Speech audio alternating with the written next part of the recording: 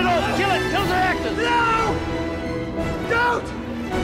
I can do this!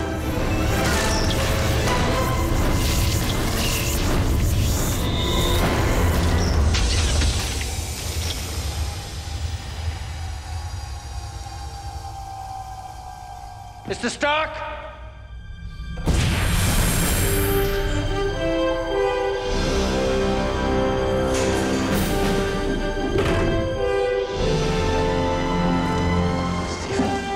Stephen?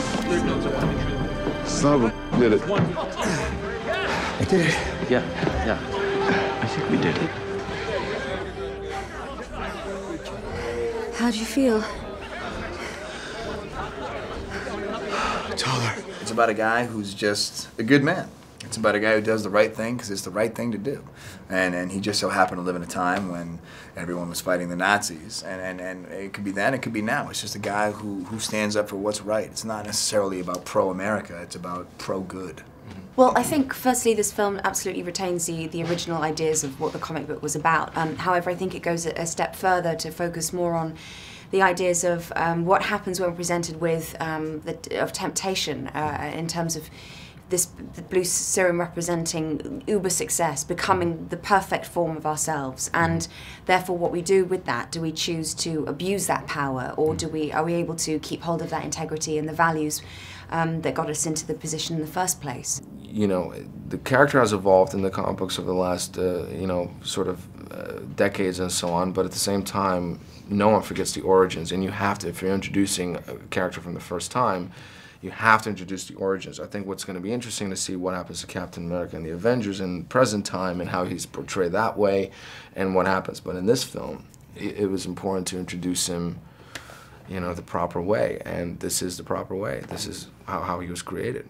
I would like to say that who this guy is, underneath the flag and the shield and everything, his character is universal. I think you could take the character of a guy who just wants to do the right thing and to you know, sacrifice himself for the common good. That's a character that you could transplant into any culture in any time period, and it would, you know, the story would still work. When you brought a 90-pound asthmatic onto my army base, I let it slide. I thought, what the hell, maybe it'd be useful to you, like a gerbil. Look at that. He's making me cry. Hodge passed every test we gave him. He's big, he's fast, he obeys orders, he's a soldier. He's a bully. You don't win wars with niceness, Doctor. You win wars with guts. Grenade! Oh, Get away! Get back! The dummy grenade. Is this a test? He's still skinny. The challenging thing was about this character was to make him. We had to love him before we transformed him into, you know, Captain America. We had to love him as Skinny Steve in the first act.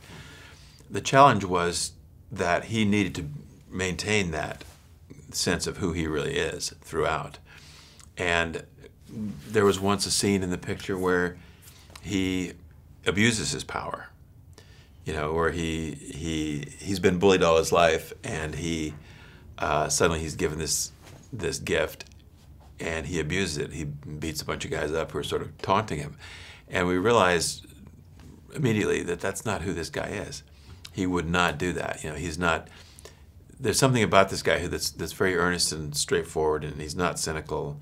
He's not sarcastic. He doesn't care what people think about him. Creating that world and that imagery, that's all up to the director. You know, for the most part, you got to play it truthful as if it was a modern era. For me, at least, you know, you approach it as if it was now.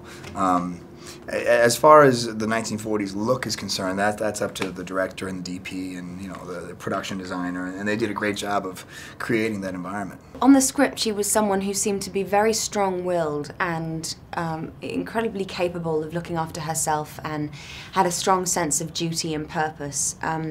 But then I thought, in terms of adding a bit of imagination to it, I wonder what struggles she must have had in being in that kind of dominated, male-dominated environment, and having to work a little bit harder to prove herself. You quite finished, Mr. Stark?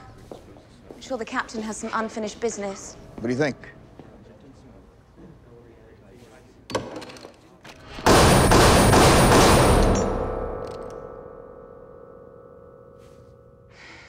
Yes, I think it works.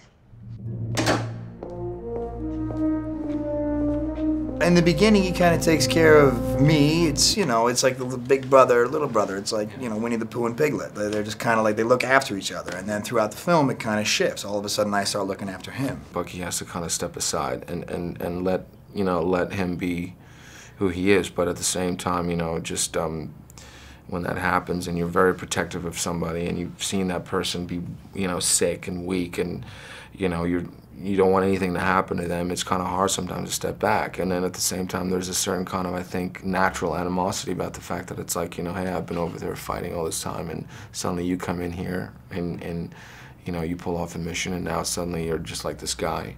You know, I mean, it's like, well, what have I been doing, you know, just fighting here for years. Well, I mean, the goal is to try and keep the same guy throughout the movie. I mean, you really want to, even in the last frame of the film, you still want to see the little Steve Rogers. I think the goal is that the reason Steve was chosen for this experiment was because he wouldn't let these powers go to his head. You know, he'll get these gifts, but maintain who he is. Not just a soldier, but a good man.